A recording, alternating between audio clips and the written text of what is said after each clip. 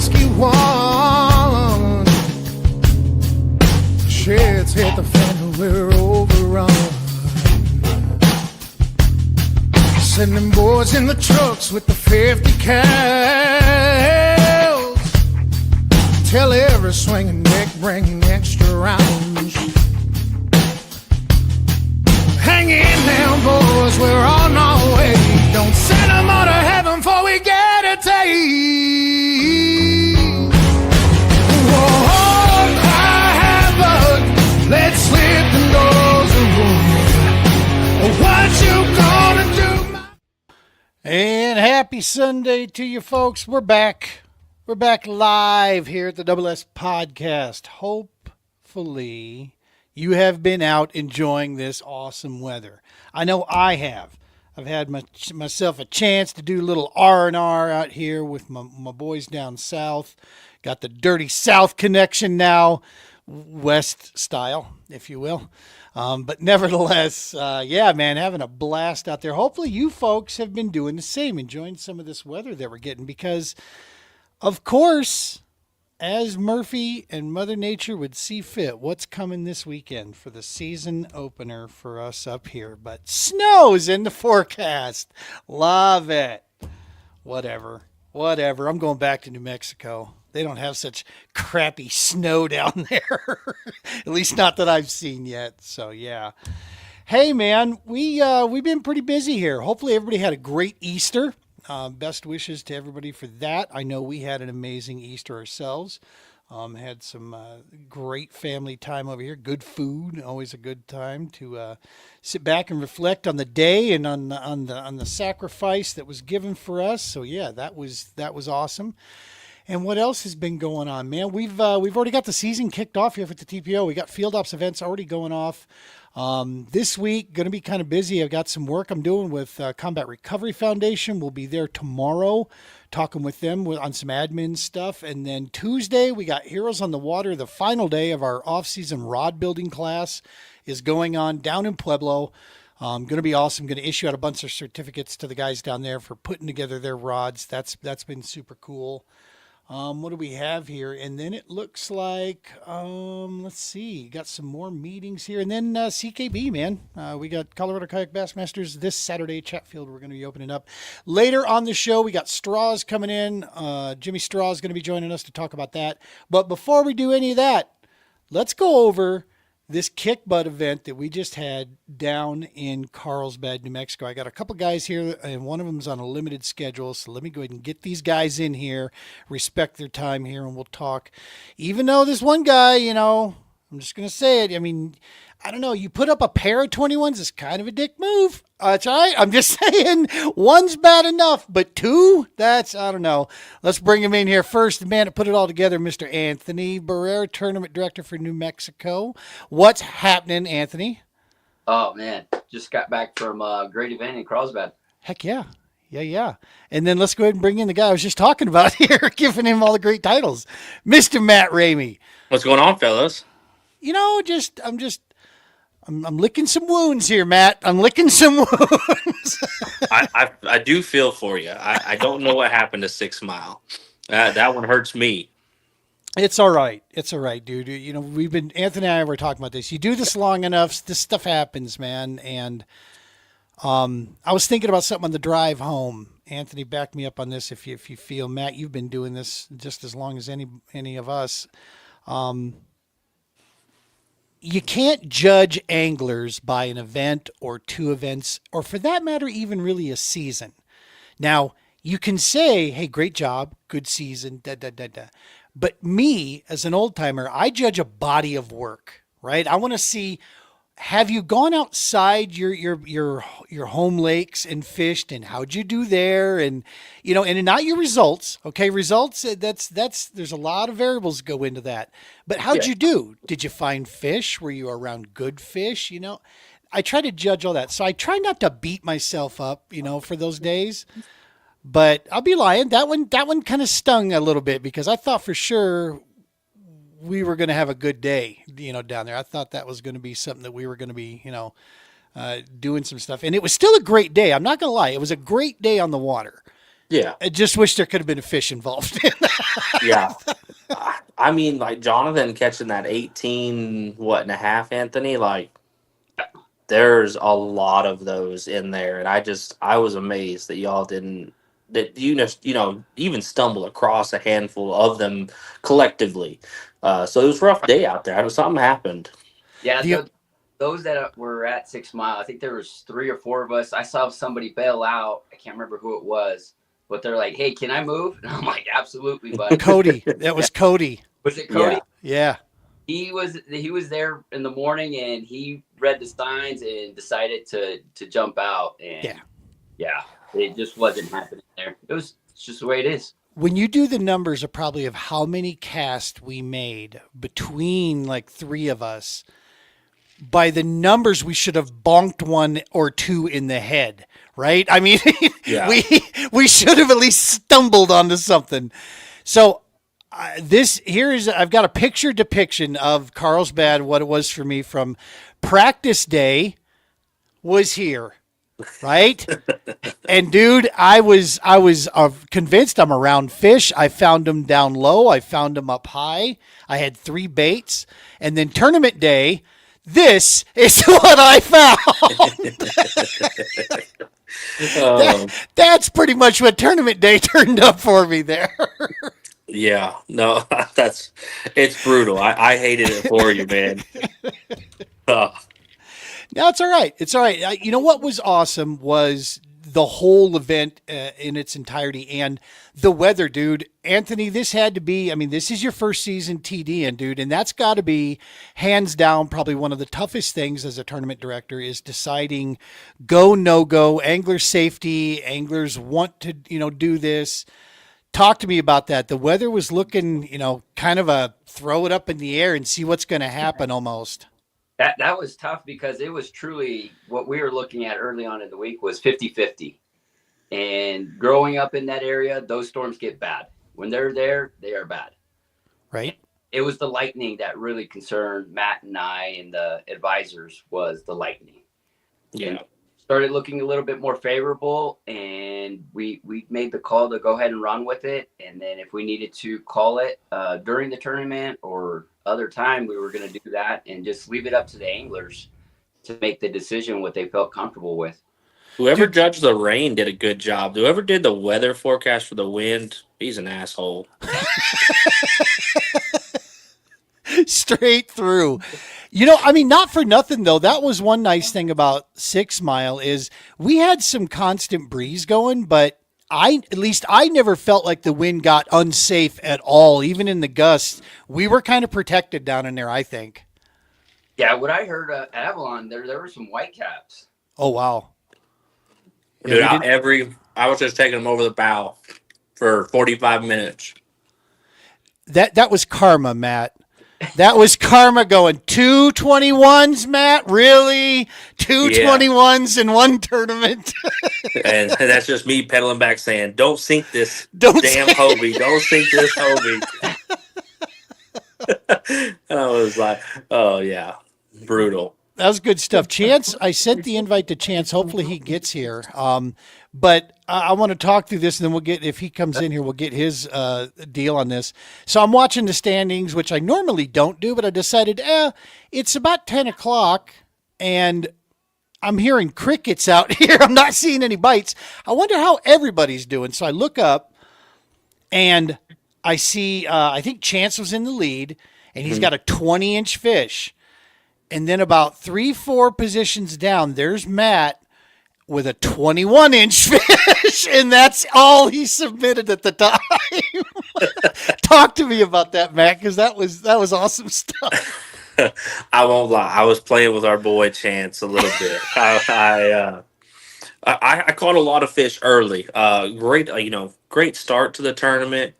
I probably had a limit by 8:30 on a spinnerbait on a windblown bank. Like I had white bass spawn going, and just the way the wind set up that morning. Like I had a bank that I went down, and it worked out good. Nothing of size. I had 12, 13s, and 14s. No big ones, but I was like, all right, cool. and that's all I could do. But I finally went and picked, I got into some backwater where it was really calm. Uh, and I went through it once with no success, and I was kind of getting discouraged. And I was like, you know what? Let's pick up a frog. Like I told Eugene when we were texting about Carlsbad, I'm like, you got to have the frog, the swim jig, just a few of those big fish essentials. It's like, let's try it. I brought it. Yeah. And I mean, maybe third cast or so, right? Like fourth cast with it. I flipped it into a point on a pocket of those reeds, and she smoked it. But it was a horrible land and catch and fight and all that. But it was great. But as soon as I caught it, I was like, "Oh, Chance has a 20. I'm uploading this one." Boom. So Sandbagging the rest of them, but go ahead and send the big one up. and then I was like, "Well, I think Chance probably knows I have some, but I don't know if he knows how hard it is." So like 11 o'clock, I dumped 2 more in there just to let him know I was coming. And I was like, ah. And I'd already caught the other 21 and a quarter. Like that was my second fish was bigger. I caught them 40 minutes apart. And then he even called me and he's like, Matt, I'm getting beat up by the wind. He's like, where are you at? I'm like, I'm under the train bridge. Like I'm in your spot because that's his spot. Chance Right. is notorious for loving that spot. And I was like, oh man, it's beautiful over here. It's slick, calm. I'm not killing myself. Well, he shows up over there eventually to come fish. He was getting beat up. I was like, come on, dude. I share water. I don't care.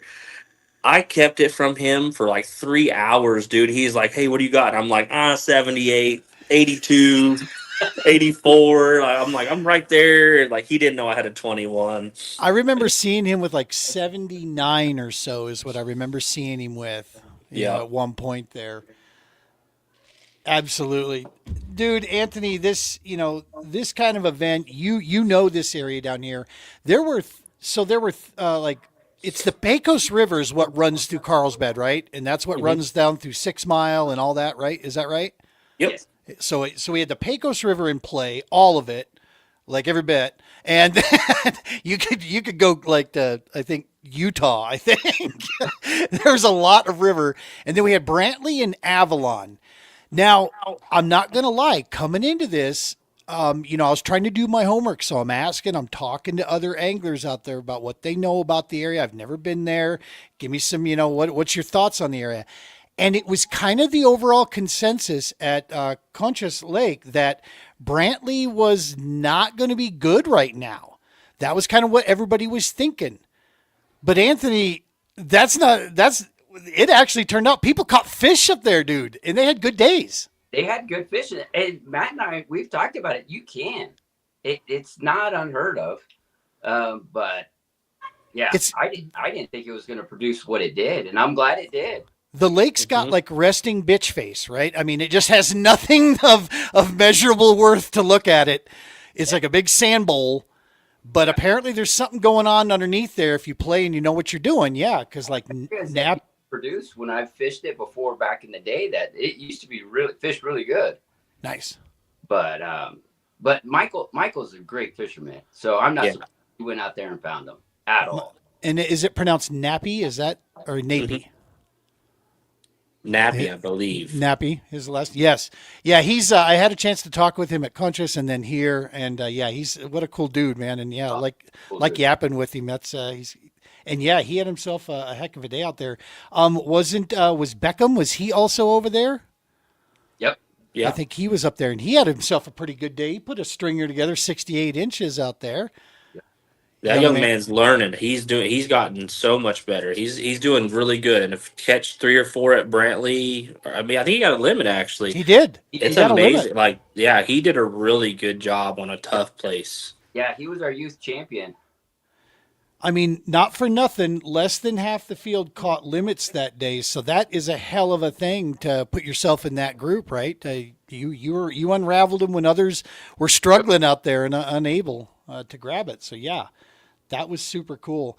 The weather turned out fine. I mean, we only had like one event where it really, the sky opened up and y'all weren't joking, dog. When they turned the faucet on out there, that's like, here, have some rain right now.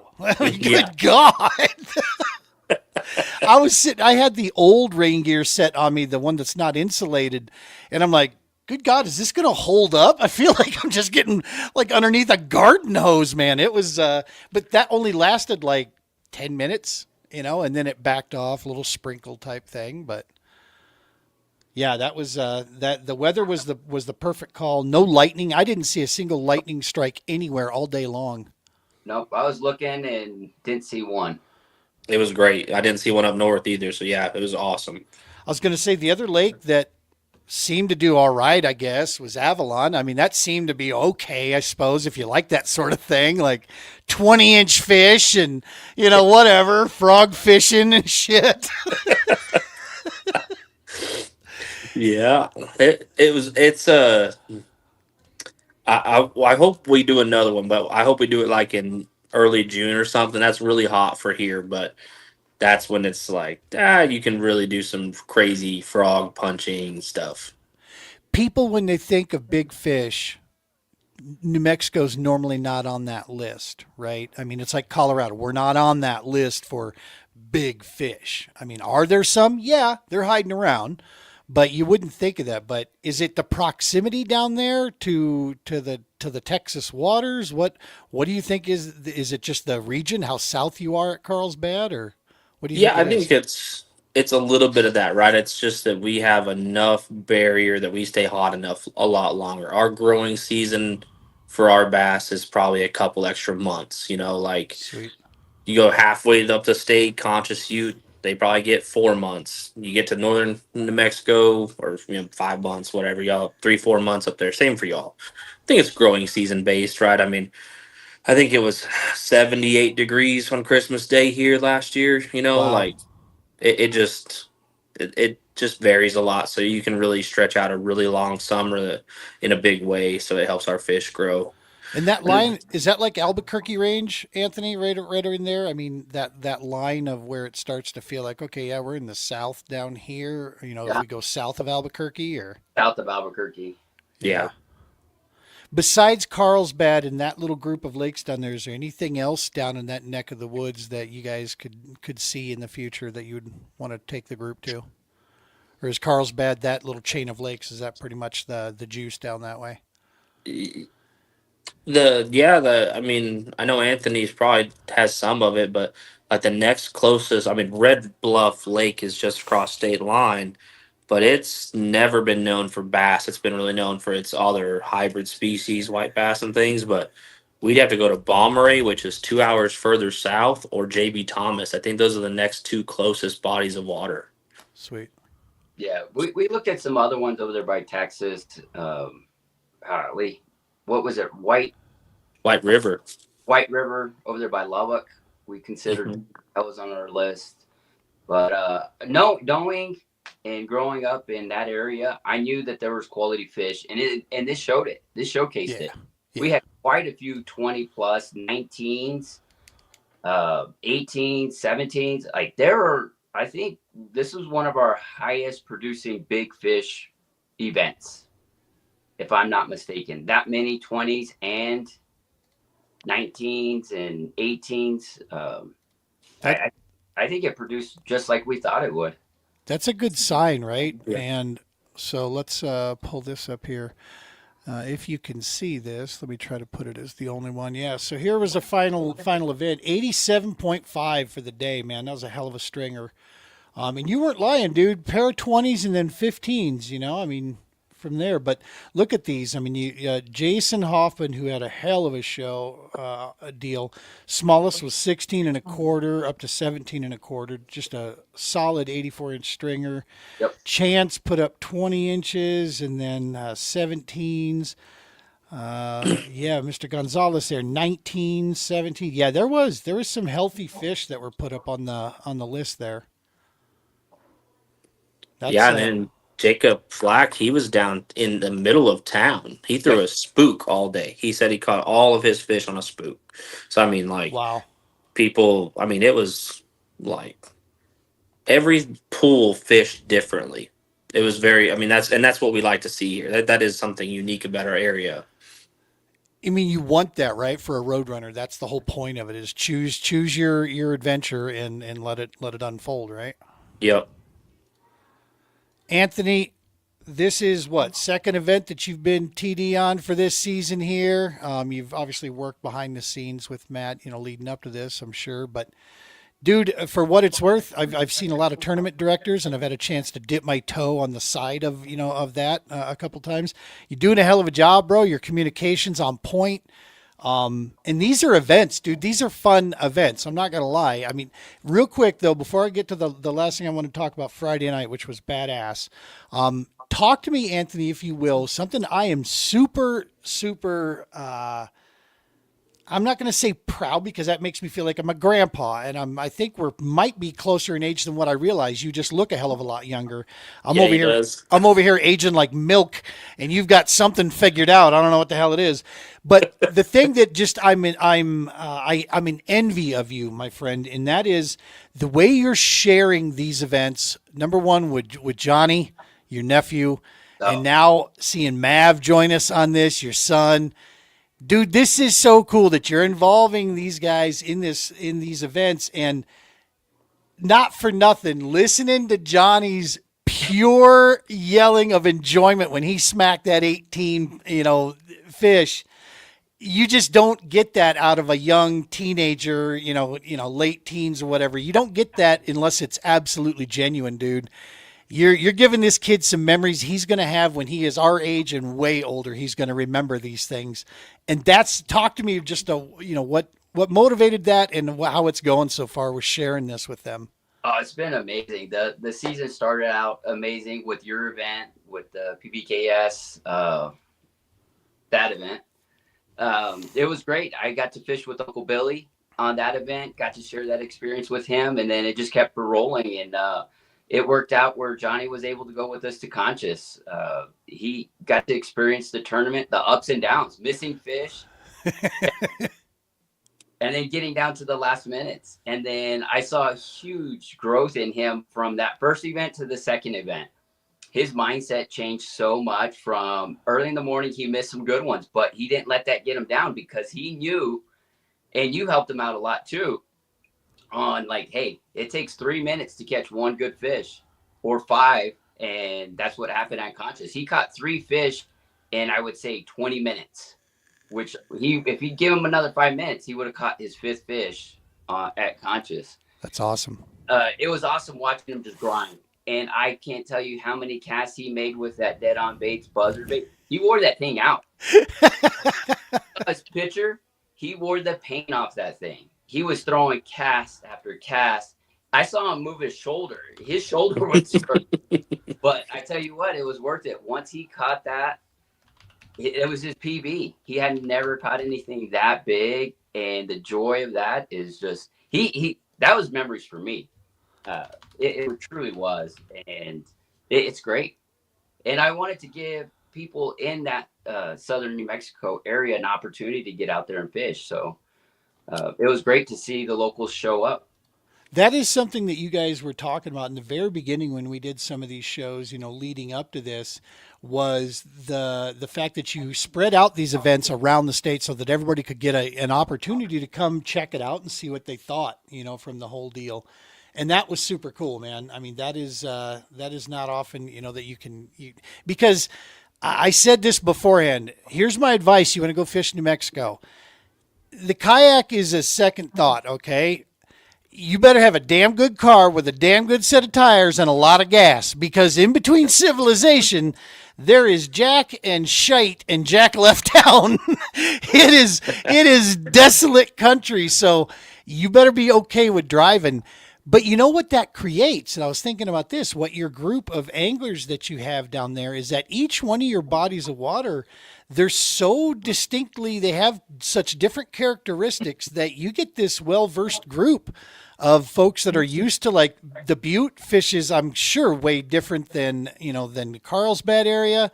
And same with Conscious and Ute, those probably fish closer together, but still it's these different districts you guys have in the state, kind of, it's, those 4 districts that I see, it seems like that's, it's kind of the zones that, and I'm sure Navajo, right? Navajo's going to be fishing way different than any of them. So that's a cool thing that you guys have down there, that if you're willing to put in a few hours on the road, you can get to just about anything in about 4 hours, it seems like. It's about right. Yeah, because I traversed the entire length of the damn place in 9. So Yep. actually, it's about 7, I think, from north to south. Because then it's a couple hours for me to get home from there. So, hey, I'm just thinking we got the guy sitting in the wings right here, the Straws man who used to co-host the Double S with me. Let's get him in here before we even start talking CKB. Get him in, 'cause so I'm gonna get. I got 2 former TDs and a TD in here. Look at this, the Double S with the brass on the show. How about that? What's going on, guys? Much, Jimmy. What's up? Good to see you. Good to see you, Yeah, buddy. it's been a while. So yeah, you guys are doing good things down there, Anthony. You're doing a great job. Matt did a great job as always. He's been around this game for a while, so things are looking good down there. Keep up the good work. I'd like to get down that way and make one for sure, but we'll see how it goes. Yeah. So here's something Anthony and I were talking about, and this applies, I think, even more, just as much to you, Straws, and that is this. Folks, now that Ramey's not your TD, if he decides to get serious about an event, it's not going to feel good on your pocketbook. And I have a feeling CKB is about to learn the same thing, that now that Mr. Straws doesn't have to TD, now that Mr. Flanagan has, Jimmy's going to get a little more serious about some of these events. And I have a feeling he's going to be taking some people's money. And by people's, I mean me. He's going to, he's going to be taking our money out there. Are you stoked, Jim, coming up for this season to actually... By the way, I want it to be known. We invited, I reached out to Matt. Matt had some family plans going on, so he wasn't going to be able to make it back for the show. So I tried to get Matt in here and chat about the deal. But are you excited, Straws, about this upcoming season, buddy? That you guys going to be throwing it down?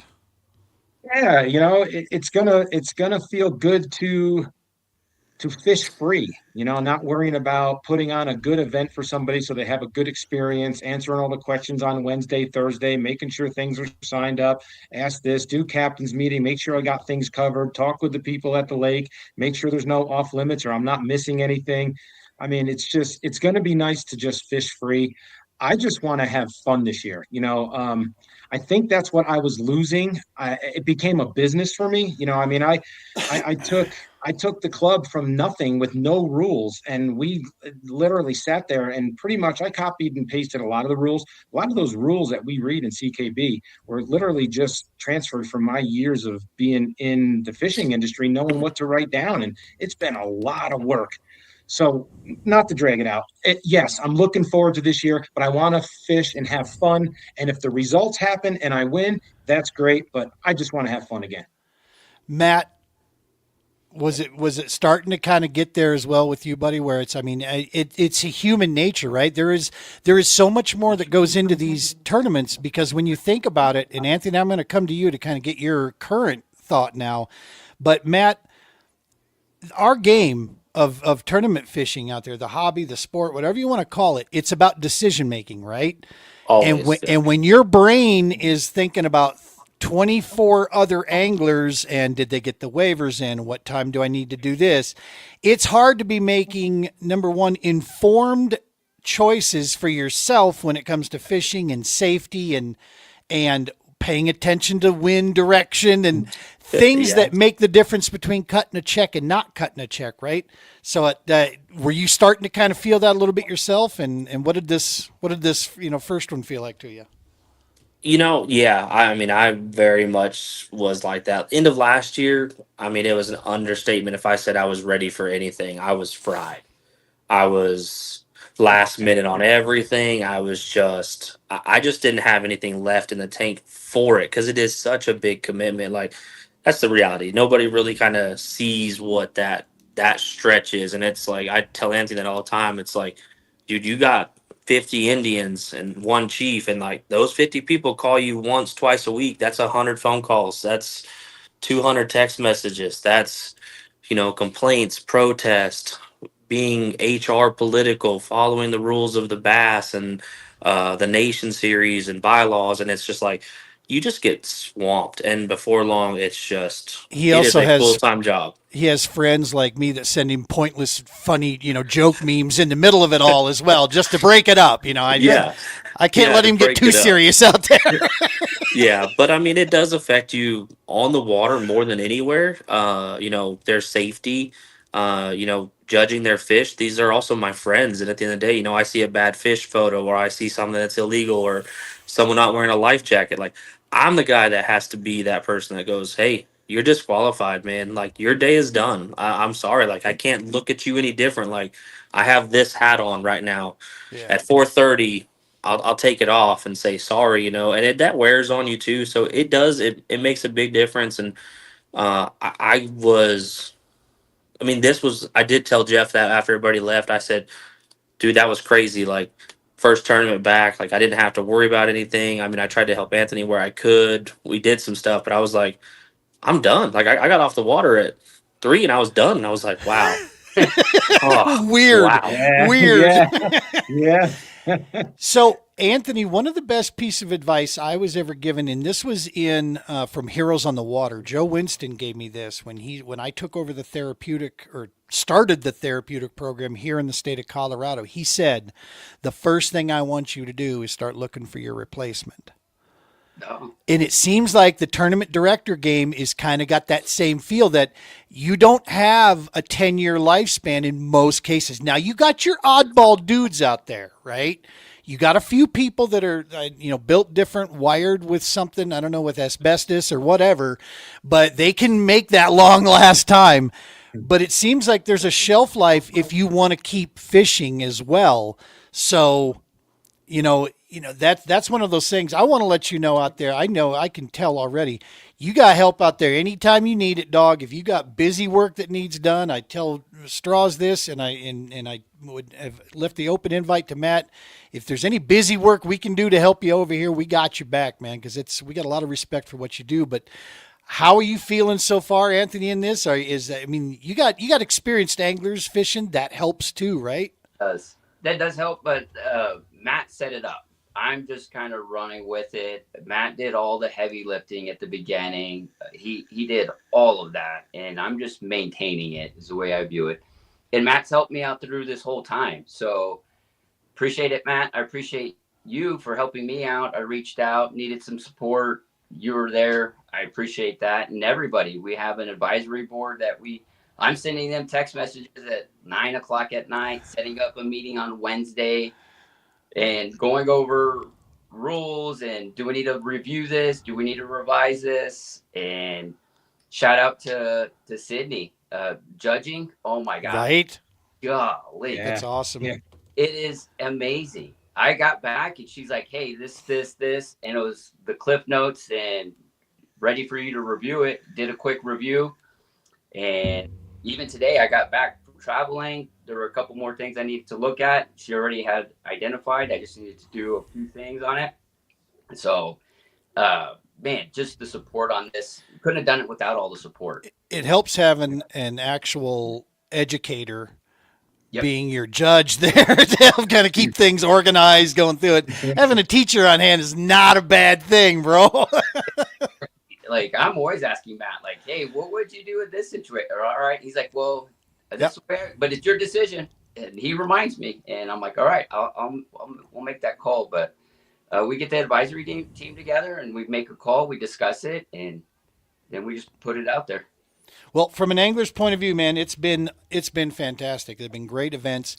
Friday night, gotta throw just Jeff, Matt, your guys' family. Holy crap, dude! Doing a fish fry, and I'm gonna be honest, I was a little worried. I'm like, fried foods. I don't have a gallbladder. Am I gonna make trouser chili in my kayak tomorrow, or what's gonna happen here? I was a little worried, dude. That was amazing food. Even those hush puppies. Yep. And then Anthony's like, Long John Silver. I'm like, they still have those down here? Yeah. I remember those as a kid. Yeah. Bro, that food was amazing. The hospitality by you and your family, to me, that was, obviously with putting up the skunk, on the day. That was my highlight, was Friday night, was making that trip. Because just meeting everybody, from the Yeah. experienced guys to the new folks there. And yeah, man, that was just super cool to hang out. But your family is in the catering business, man. Jeff, dude, I mean, goes and brings me like literally the stuff you get at a restaurant to take food home. And then the wife, the missus, the teacher mom voice kicked in, when people are leaving, I don't see food in your hands. Making sure we all get leftovers. That's what I ate the next night, bro. That was so awesome. Oh, we enjoyed having it, man. It's nice because we didn't have to travel, and that's something that we just wanted to do, man. It is all about that for like, like Anthony said, I got to take off that director hat, and I got to do something for us as a group and just be that. That was my thing, right? Like, didn't have to worry about everything else. Anthony's got it covered, and I just got to take care of everybody that was able to make it down. It's a long drive to the middle of nowhere in the desert. All we have is each other, the camaraderie, the family that we build here at the in our part of the world. I think it's all family oriented, and it's meant to be just that part of the relationship. And I know it seemed like through COVID we got away from some of it. It happened naturally, and that's been my goal the last 2 years is to get us back to that state of family oriented, on the water together as a group, and we were very thankful for that. I do need to hear a live review of your sopapilla cheesecake because you didn't eat it in front of me. No, because I would prefer to be alone with that for a little bit. Good Lord. That stuff, I mean, I felt like I needed time with Jesus afterwards. I'll be honest with you, because it's like, there's got to be a sin. This has got to be a sin eating this. How in the hell, who comes up with the idea of a sopapilla cheesecake? Dude, you're in the South, man. New Mexico.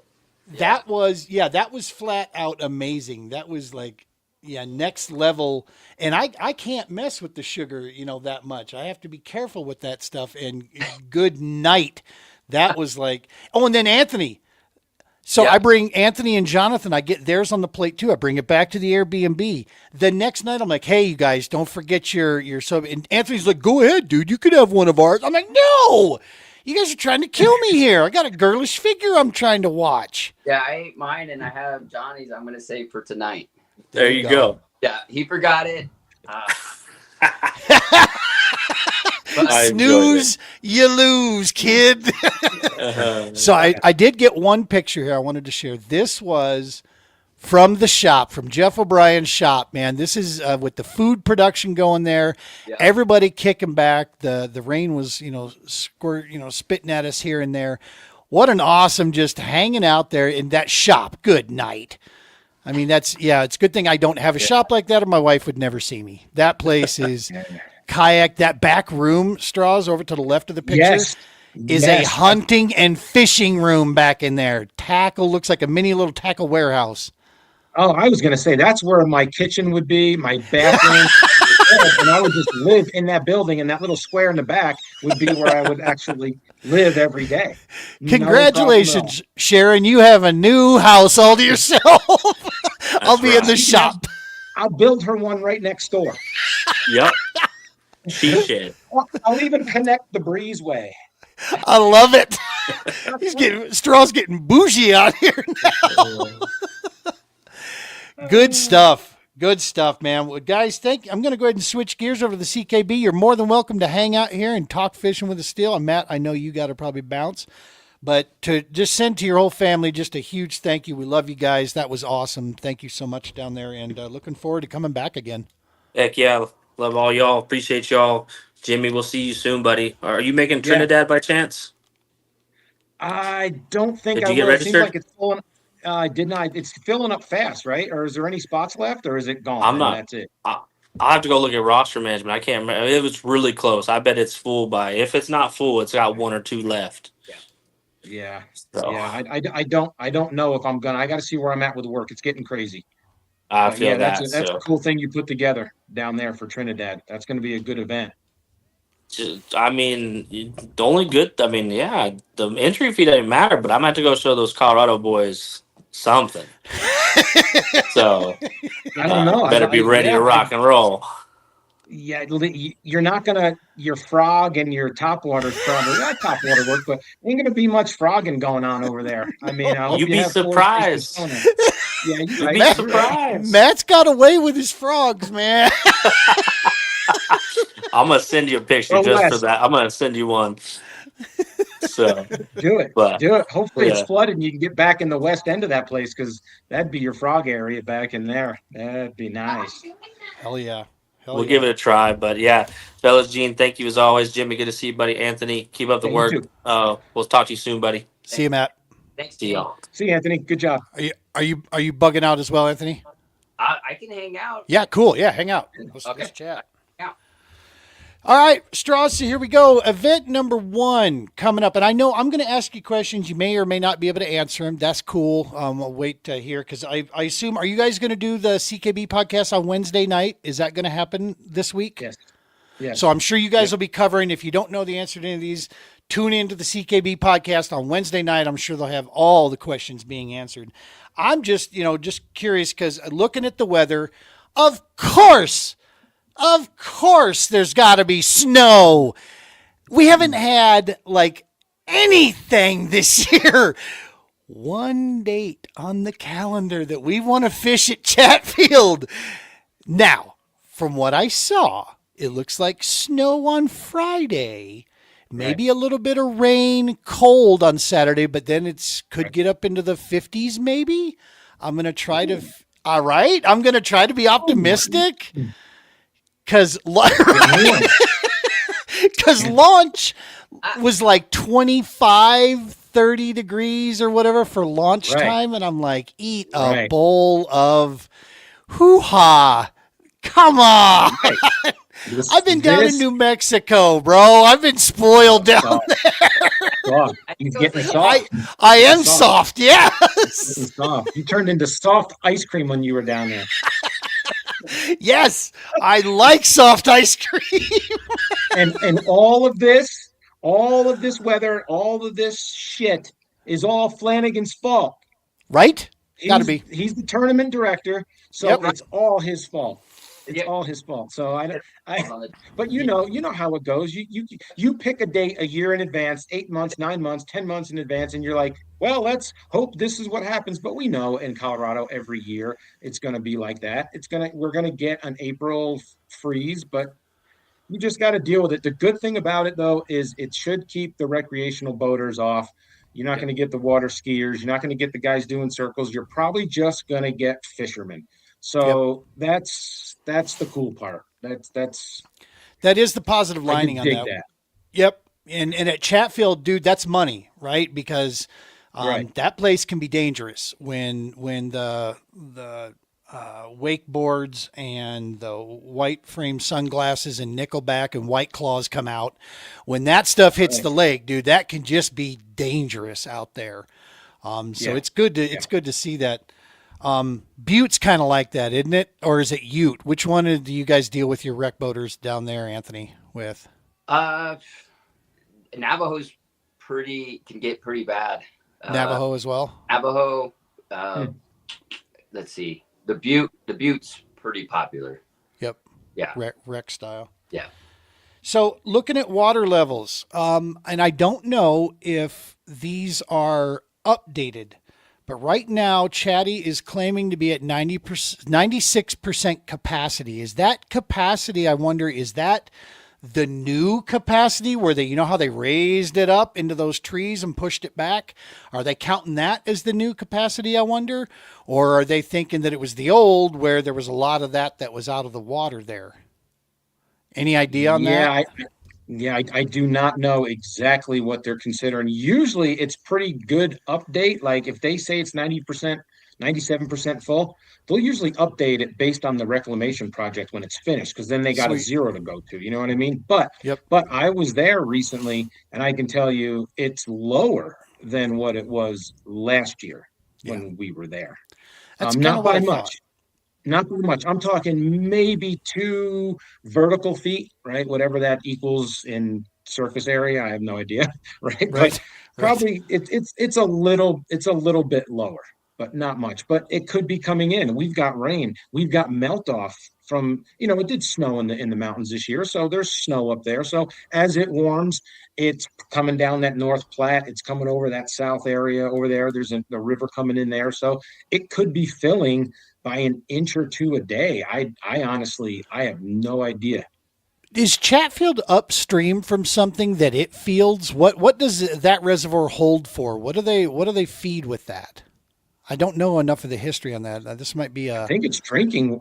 It can't be drinking water. It's got to be irrigation. I wouldn't think they would let all of us in there with two-stroke motors and stuff if we were drinking that no, water. I no. don't think, but I think Carter and Horsetooth is drinking water. So Anthony, we would. yeah, I mean, just add more chlorine. You'll be fine. Just add more chlorine. If it ain't glowing, you ain't showing, baby. Let's go. Right. So it could be irrigation. It could be water fed for water. I have no idea what. I didn't know if there was another reservoir down that Chatfield kind of supplied. You know how like Horsetooth gets its water from what, Granby? Is it Granby or Grand Lake? One of those two Grand feeds down to Horsetooth, right? And like Right, where we right. were just at, Brantley feeds down into Avalon, and Avalon pushes, down. So there's always usually a chain, right? And I was Right, just curious there is what somewhere. Chatfield was upstream from. I, I But want to say there's something called Bear. I don't. It's not Bear Mountain, but that's the name that's coming. There, I think there's a little reservoir that they can disperse and hold more, and they pull out of that, and then they can go again. So I really don't know, but I do know the water comes in at the south end, and then that big tower over by the dam at the very bottom of that. That's where the pump is that pumps it out into the next holding reservoir. to wherever it goes, yeah. Good Yeah, stuff. yeah, The ramps, from what I'm seeing right now on their website, 6 a.m. is open time.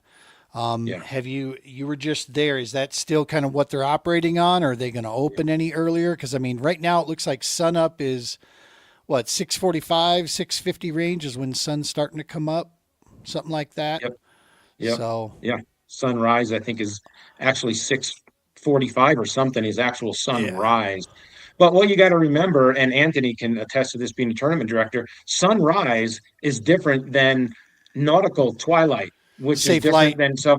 than safe light, right? So Yep. and when I was tournament director, like for instance, for this situation, if the sun comes up at 6:45, I will launch us at 6:15. I would do lines in at 6:30 because you're usually 15 minutes before official sunrise, you can Yeah. still see and navigate safely in a kayak and Yep. not run into complete darkness. So, yeah, 6 o'clock has been the thing. I'm going to suggest anybody that comes up, just get pre-inspected and have your tag because they do have a drop box there. So that's going to be important. So we can't tell you exactly what's going to fit your setup because every person is different. Some people might have their kayak in the bed of their truck. Some people might have it on a trailer. Some people's trailer might get submerged and they release off a trailer like a boat. Some people's trailers don't touch the water. Each one of those situations requires an inspection of different sorts Yep. and how thorough they're going to be. So just get there, make sure you know your vessel, make sure you know your situation on what you're hauling and what your inspection process is based on your setup. The I do have it on pretty good authority that they're willing to seal the kayak. So yeah, Right. depending on how you want to do it, I've actually had them seal mine in the back of my truck Yep. because I have welded rings that are what Yep. my straps hook to, and they'll just tie to that. Since Yep. that can't be pulled out, they'll tie that Right. to the kayak, and they run it through the handle there, and they're set. So I'm planning on doing that myself, so that way, because for those folks, there isn't normally inspection down at the south. It's always up at the north, right? And so if you wanted to launch south, you'd have to get inspected and then drive down. Is that your understanding too, or do they also do an inspection No, down south? there is an inspection at the south in the marina Oh, sweet. that should be open at 6. But once again, you don't know the guy coming there. He's like, I slept in a little bit late today. That's all right. It's only 6:15. No one's gonna be there. If only there were money we could pay to the CPW to insure, right? If only in Colorado we had something like that. Yeah, I mean, I think our Sons permit of only costs us $100 bill or something to have a permit and get absolutely yeah. nothing for it. We don't I get mean, parking. We don't get a place to do a weigh-in. We don't get nothing. why would we? I mean, Just- we're paying for the privilege to be there. Right, right. So at least they could do is make it a sunny day. Exactly. Come on. No, we actually had that conversation leading up to Carlsbad too. Is I made the statement to Anthony, you can't control the weather, brother. So whatever call you got to make, that's you make it. We got your back either way, man. It's you want to try to go for it, let's go for it. And Straws, I mean, when you get doing this stuff long enough, it's like, no, I'm going to go down there and I'll find some time to fish one way or another, whether or not we get the tournament in, whatever. Figured let's get down there. When I found out Anthony was going to go down either way as well, I'm like, yeah, hell yeah, I'm in. Let's just go, we'll get into something while we're down here. And so, yeah, you just got to make that call when it comes to it. I don't think we have any weather that's going to cause anything other than just an annoyance. I mean, it's not, there's no safety factor that's going to be going on. It's cold ass water in this state, and it has been, and it will be for another probably 45 days. We never not have cold water. Like our warmest water is like 70 something degrees half the time. It's like, Right. Yep. dog, that's true. hypothermia brewing water. Take it from a guy that worked on the dive rescue team in Larimer County. I remember going through that training going, hey, guess what, moron? You can't be in that water for very long. I'm like, oh. So a 5 millimeter, wetsuit was even not really suffice. We needed like 7 mil. Just to operate in that stuff. So it's cold, right? It doesn't matter what you're doing. Yeah. Anthony, do you guys have inspections like that in New Mexico with boats and everything like that for ANS? Let's see, Elephant Butte, they do have inspections, but if they're not open and there's nobody to inspect you, you have to go on the water. Wow. So, Yep. Cool. Amazing. yeah. That's all I can say is amazing. That's all I want to say is amazing. I could say more, but I'm just going to say amazing. So, no one's talking about this, Straws, but I saw this today. I just came back today. Now, on crossing the border, New Mexico into Colorado, the first way station, all boats must exit. Coming into the state, they had a CPW and about 5 or 6 people set up there at the way station with a CPW trailer. Looks like they're going to start doing like what Wyoming is doing, and that is inspecting all out-of-state boats have to get inspected when they come in. Oh. I was, I go flying by with the kayak in the bed of the truck, and I'm like, come get me, copper. Driving down the road, and no sirens or anything, so I'm good. My Smokey and the Bandit, but yeah, looks like we're starting. You better be. I don't know if kayaks will be covered in that, but I do that for Wyoming. When we went up to Wyoming last year, Richard Ross and I stopped by, and as soon as we came in, really nice guy, and looked at the kayaks and gave us a little piece of paper that nobody ever checked. Right. Makes sense. Yeah. Makes sense. yeah. Well, it's like I don't mean to be, I'm not trying to be a jerk. Yeah, I am. It's like the inspections when you go to Horsetooth or you go to these places, they don't even write down your CL number. How the hell do they know they've inspected you? Just turn this paper in. To who? No one's good. I mean, what do they get them and they start a little fire and a 50-gallon drum out back or something with them? What the? Yeah, they have no idea who is who. It's going through the motions, right? I'm totally cool if you're actually doing it for a damn reason and going to do something with it, man. But whatever, we got to play nice, got to play by the rules, so we will. Yeah, they're protecting the water that they claimed, so they don't want to get zebra mussels in their irrigation because it's going to cost them too much money to do it, and then they'll have to figure out a way to get us, the taxpayers, to pay for it.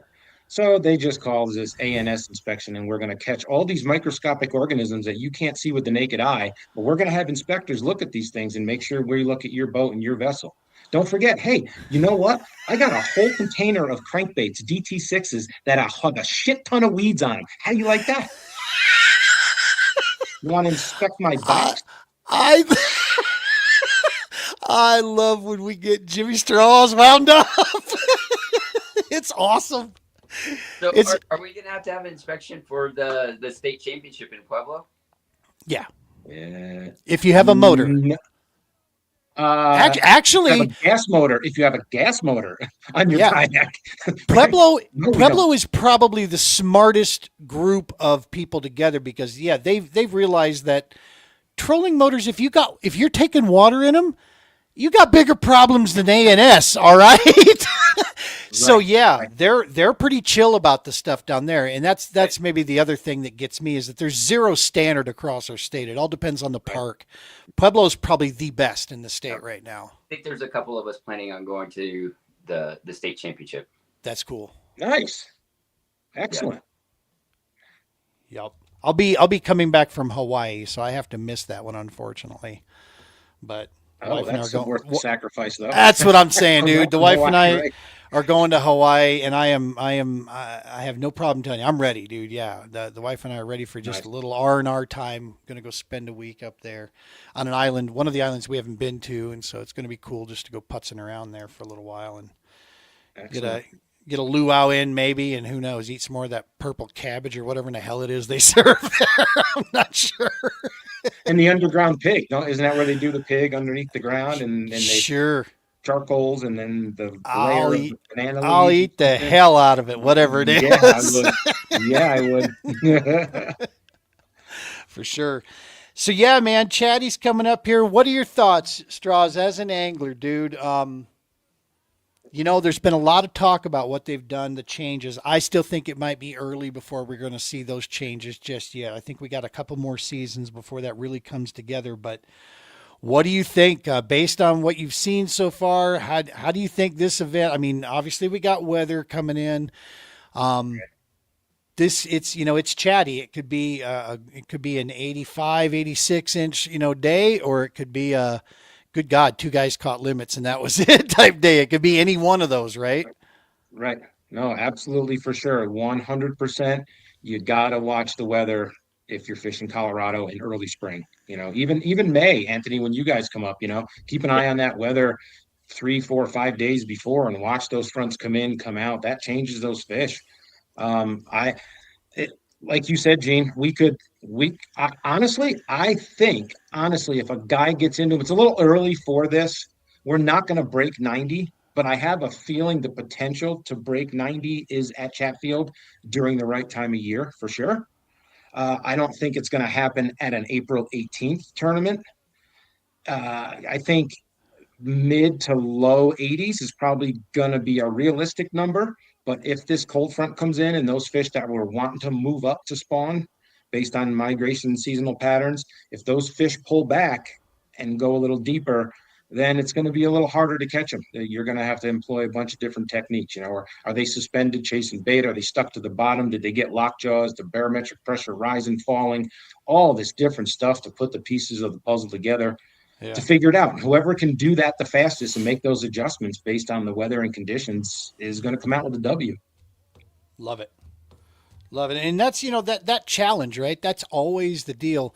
Me personally, I like my challenges. I like going to new bodies of water. I know I'm about to go get my teeth kicked in, but it's always a challenge to go to new places, and Yeah. it's the adventure, man. That's what I love. There's some guys that will not go do new bodies of water for tournaments. They just won't do it because they know they don't want to just hand their money away type thing, right? They won't get involved in that kind of stuff. To me, that's the pressure, right? That's the push. That's the like Anthony and I were talking, that's that look, I'm committed now. Now I got to go, right? It's you need something to motivate you to don't pull out at the last minute. Yeah. I would have never went to Wyoming if it wasn't for that tournament. Right? Yeah. Well, And that's that's cool. I still think about that you and Robert came up. It was Yeah. Robert, right? Yeah. Richard, Ross. Yep. Richard. Yeah, you and Richard. That was amazing for that support coming up to the Wyoming Kayak Bassmasters. So we really appreciate that. Try to get those numbers up. We were trying to get that 20, but we were just shy. We were. We were close. Hopefully we get it this year up at Yeah. Horsetooth. Get a little closer to Colorado Yeah. for the WKB. That one, man, my schedule is booked. I'm going to Florida next weekend with Ross. Then I'm missing our own tournament in Texas and Brownwood. Then I'm going to Pueblo. And then going to miss Horsetooth because I got to get ready, as you know, our state championships coming up the weekend after that. So I'm going to be prepping, planning, and all that good stuff for our state championship. So I'm going to miss Horsetooth, unfortunately. Yeah, man, it's that's the appeal on this. The Chatfield setup here, it is in the process of changing. They've cut out a lot of trees, which a lot of people didn't like, but what they left behind is prime fish habitat. And they brought the water level up.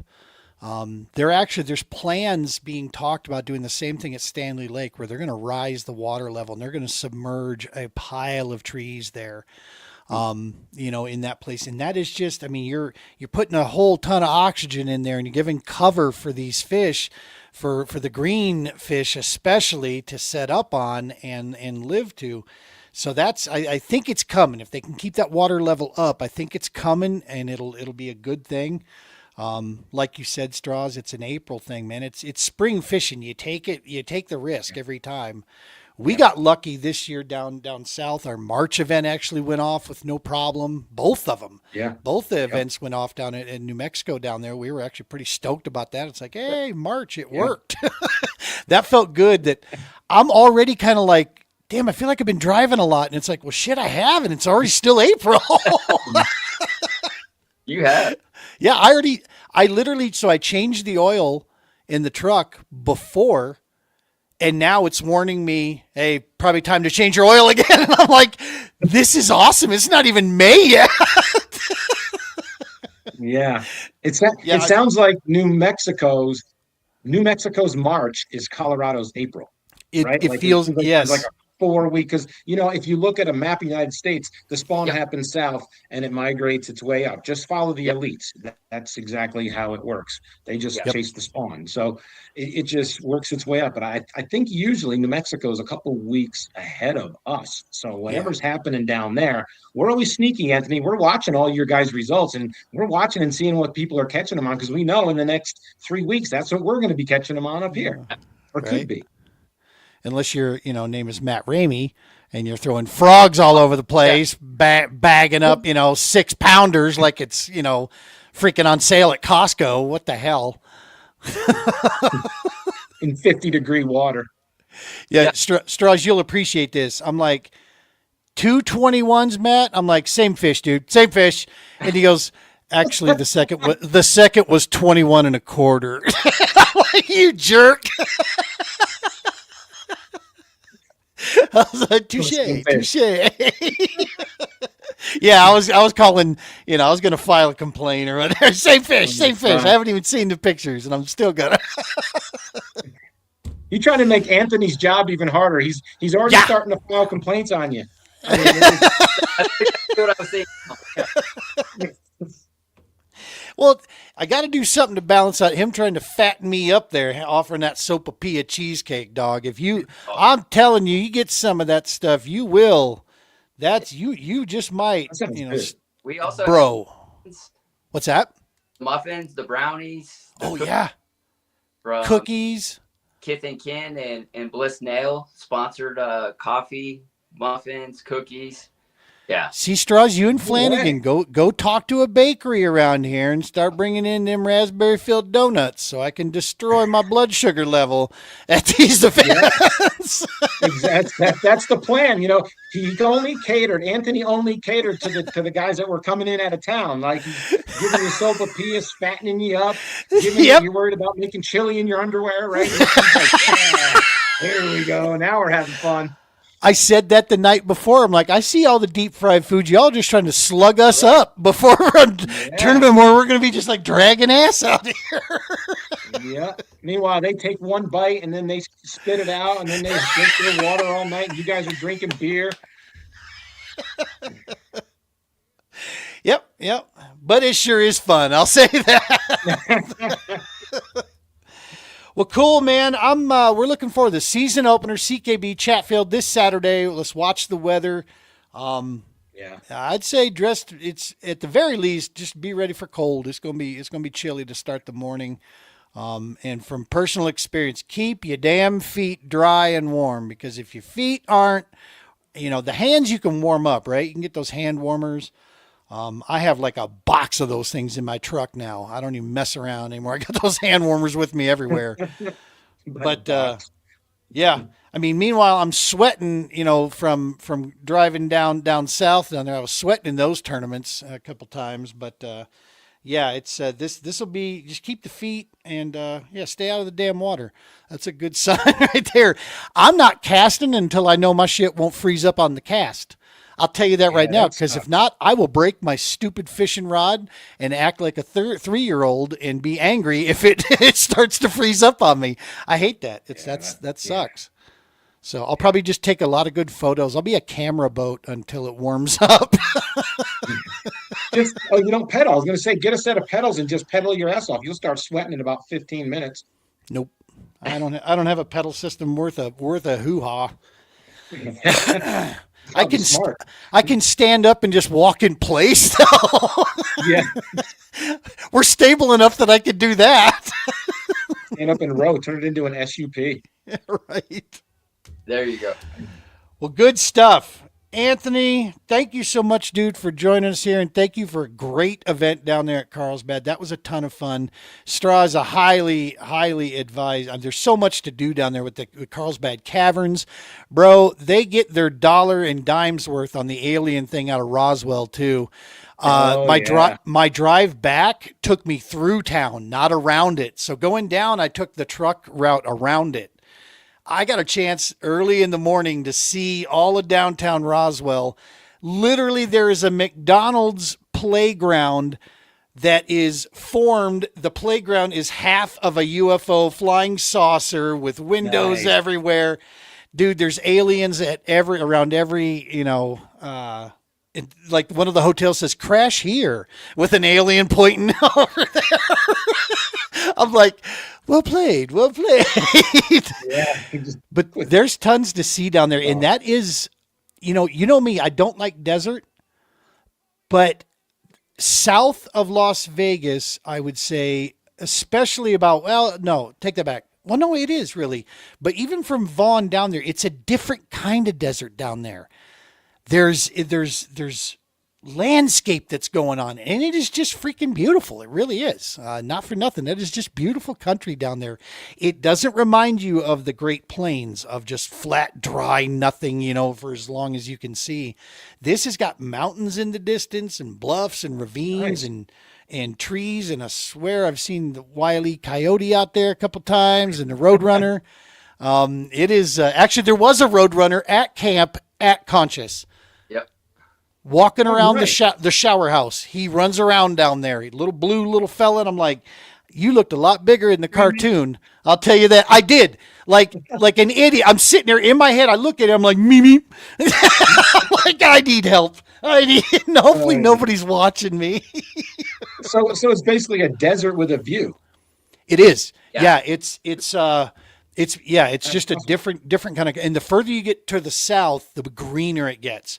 It's still desert, but there's green trees and green plants, and the cactus start to have some different breeds of cactus that are out there. And dude, it's cool. It's and the Carlsbad fishing, something for everybody down there. And knowing there's 6 and 7 pounders floating around in that water, I mean, come on, dog. It's only 9 hours. That's an easy run, right? Yeah, exactly. Enough Red Bull, I can do anything. Right? So Anthony, Awesome. let me is your qualifier, state qualifier, is that an open event or is that just for people who have made a like an AOY run or something? It's an open, and looking at your all's podcast, Flanagan is determined to make nationals, and if he doesn't qualify at Pueblo or Horsetooth, his plan is to come down to the Butte. So That's going to You be an might get a awesome bunch of weekend down there. Yeah. Yeah. A lot of us might come down. That's excellent that it's an open. it's an open. Yeah. We got the other. I still got to follow up on hopefully the revision to the qualify for nationals that we've been talking to Steve Ovens about. Hopefully we can get that going for next year. I think that's going to help out a lot of our smaller clubs, help people get qualified for nationals. That just is common sense too. That is a common sense approach to the qualification for the nationals that turn it over to the AOI side of things. That makes it puts an even playing field. I think that's awesome, dude, that you are championing that up and getting people together to get that done. Yeah, I think so. And then our state champion, I think, we're talking to Steve, he had a great point. We need something for them too, and I think they do earn a spot for nationals. I think that's a great thing. I think we need to keep that, but then also roll in AOY standings, just like the national series. They do the same thing. They take the top 50 and they do a pull down. So I think it goes down to like 63, 65, top 65 end up going to nationals. We actually talked about this at a CKB meeting a couple seasons ago. We threw it up in the air about whoever the AOI champion is of that season. There was a discussion, should we reserve one of those spots should go to that AOI and then the 10%, type thing, because we always thought that too. It's like, the AOI is a better judge about who is the, probably the highest, on the best momentum and highest skilled for the year, right? Or at least for that season. And So they put in the work. I think if you're in that top AOI, you're at the events, you're putting in the work, you're representing the club in Bass Nation and Bassmasters. And I think that's who we need to send out there. Yep. I love it, dude. Well, best of luck on that. And yeah, you guys banding together, getting the tournament directors together. That's the thing Steve's going to pay attention to. And I mean, no, Steve's been great. I was going to say, you're not going to find probably a more fair-minded guy than Steve Owens, man. He's pretty level-headed. If he's got the room to do it, if Bassmaster Brass will let him, that's the key. That's the key. It right there. Yep. Listened and heard us out, and we've already had a couple email strings of, all right, I need to tweak it here, and we got to have a cap. We all agree on that. It's just a matter of getting that verbiage right and getting the brass to approve it. Yep. Well, and dude, I have a feeling they're going to need to do something, because this swap over, pulling this thing away from the classic, I think is going to sting. I don't know if the kayak series is that strong enough that it can stand on its own. As far as that draw goes, at least not for long term. There's a big deal going to the Natty and also being able to go see the classic, right? I mean, there was a big deal to that. I don't know. I don't have a dog in this hunt half the time. I think I have a different opinion than most on this. Yeah. I like what Steve did with this. He made it a kayak thing. It's its own. And we're going to be able to crown the AOI at the championship. The Angler of the Year, if I'm not mistaken, those points from the championship will go to the Angler of the Year. Is that right? I don't know. That's the way I would. Yeah, I think that doesn't the current year 2026 would have to be wrapped up, because that's who's going to go to the championship, right? So they'd have to have it wrapped up to see who the top 50 or 60 was. Final AOI standings. Yeah, you got to be able to determine those. I don't know. I think that would be a question, because I guess they would end the season there, and then in September, just like us. I don't know. I don't know how soon they're. Yeah, he transitioned it almost too quick, or BASS or GL Compton or somebody. They almost transitioned this thing too fast, because if it does go to the October event, like Gene is saying, and I see both your sides of the story, Gene, I get it. Let's connect it to the classic. There's more than that. There's the show is down there, but also, like Anthony said, I do know a little inside info is they are going to probably try to put some camera time on our kayakers. We might be on Roku. We might get the time of live coverage like the BASS elites get on our tournaments. So how does that play for anybody who has sponsorships for that platform side of things? So I think it's going to take a year or two to catch on. But what really makes me nervous is if he's going to do the championship in October of the year that the season starts, it's forcing every club like Anthony's and ours to have our season done by September 1st, so we can get our roster in, so then those people can know that they're going to a championship in 4 to 6 weeks. That's $400+ entry. You got to budget that out. I mean, there's Oh, travel And time involved off of and work. How much did you yeah, take off of work? Do you got to save PTO time in case you make a qualification to go to the classic, right? Like, I don't know how this is all gonna work out. I'm just an angler now, so I but I will say this: I still am the president of the CKB. I still work hand in hand with Matt Flanagan. We still have our committee, just like Anthony does. We bounce things off of people, so I'm still very active in the club. I am not the guy every day to answer the questions yep, anymore, and Matt is the guy for dealing with that. But I will always be there to help Matt. I'll even help him on tournament day if he needs help with trophies, setting up a table, or doing whatever. That's fine. sure. I'm over all of that other stuff, and I'm Oh looking yeah. forward to enjoying 2026. It's going to be fun to watch, man, for sure. And my statements, if they invest right, if Bassmaster invests right and does this proper, then it's got a shot. But after watching what happened to Hobie, looking at the kayak market as a whole, she's not as flamed on and firing on all 8 cylinders like she used to be, man. It's slowed down, it's tabled out, and so it'll be curious to see when the elites are having issues with ratings and hard to really manage the sport and the sport dollars. It just worries a guy on the outside watching as it folds there, because always said Bassmaster was the one to take this thing to the next level. I would love them to finally get to the point where they actually have a pro, not pay to play, but a qualifying series of the top kayak anglers in the nation. That, yes, you still pay, but you can't buy your way in like you can now. As it stands now, a scrub like me can go up and take on the best kayak anglers in the country right now if I got the money to play.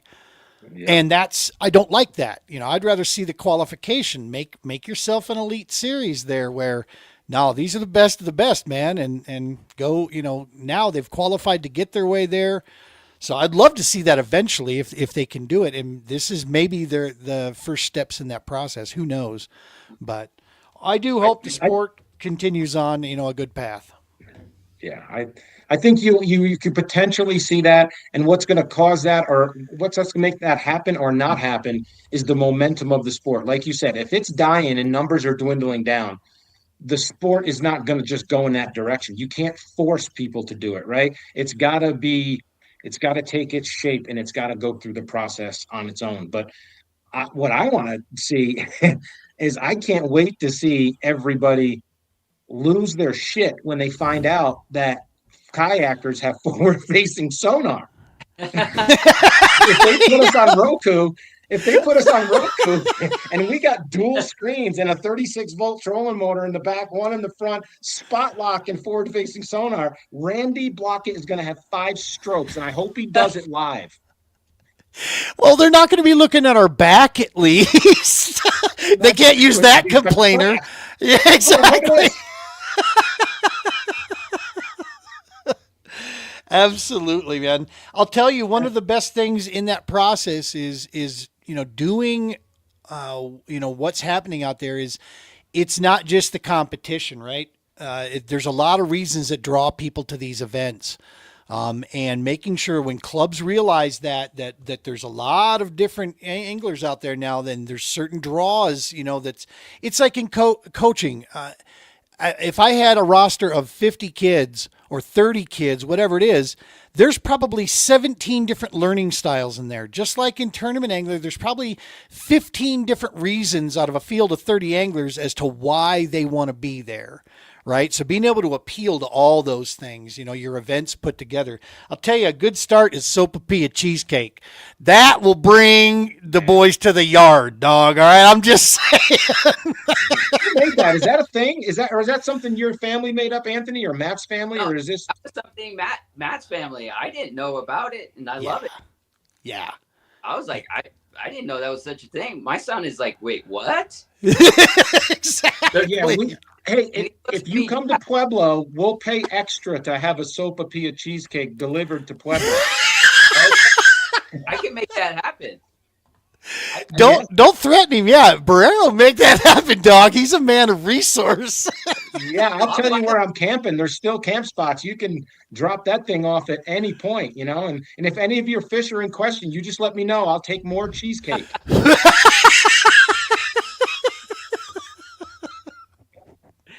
The Cheesecake Gate is what this is going to be. Uh, All right, gentlemen. Well, listen, this has been a fantastic show. Strauss, thank you so much, man, for coming back to the circus, dude. I appreciate you jumping in here. yeah. And You invited well, the clown is what you did. hell yeah. No, dude, it's awesome to have you back in here and be talking. I'm excited for CKB season. I'm actually going to be able to fish quite a few more of those. The Cedar Bluff thing, I'm not going to get any practice on that. So if I land in somebody's spot, get over it. Beat me there. All right. That's all I'm going to tell you because I'm not practicing on that one. So I don't want to hear anybody. You'll get Bricklin and you'll get our team name, which is $20 is $20, baby. That's how we doing it this season. What would Gene do for $20? That's the real question. I don't have the fast motor anymore. I got that slow ass Tarova on there. I got to tell you, not impressed with that thing, dude. The motor guide. Oh, no. I ran the motor guide this past weekend. It's faster. It's a stronger motor.